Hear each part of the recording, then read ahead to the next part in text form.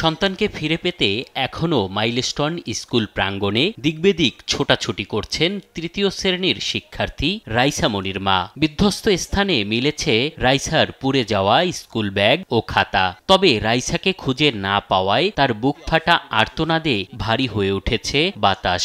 কোথাও আমার মনিরে কোনো হসপিটালে জীবিত বা মৃত্যু কিচ্ছু খুঁজে পাই নেই।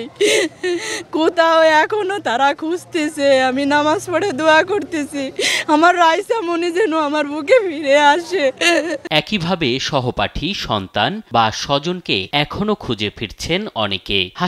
হাসপাতালে ঘুরে সন্ধান না পাওয়ায় আবারও মাইলস্টোন স্কুল অ্যান্ড কলেজে আসছেন অনেকে।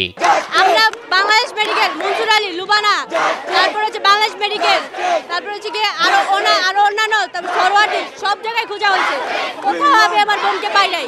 বান ইউনিটে আমি কালকে দুপুর থেকে আর পুরো রাত বান ইউনিট এবং ঢাকা মেডিকেলে ও জায়গায় খুঁজছি, কোনো জায়গা আমরা পাই নাই। এ পাশে সব জায়গা 8টা-10টা হসপিটালে খুঁজে না পেয়ে লাস্টে অবশেষে আজকে আমি আবার সেই বান ইউনিট থেকে সকালে এই জায়গায় আসছি। আসার পর কোথাও কোনো তথ্য দেয় না, যে জায়গায় যাই আমাদের তথ্যও দেয় না। অনেকের সন্ধান না পাওয়ায় ক্ষোভ তৈরি হয় সহপাঠী ও শিক্ষার্থীদের মাঝেও। যে জায়গায় পড়ছে ওই জায়গায় 2টা ক্লাসরুম, 30-60 জন ওইখানে, ওনার 60 জন স্পট ডেট, শিওর আমরা এটা 35 জন ওই সেকশনে স্পট ডেট, তারা আমাদের লাশের সঙ্গে বিশ্বাসঘাতকতা করছে।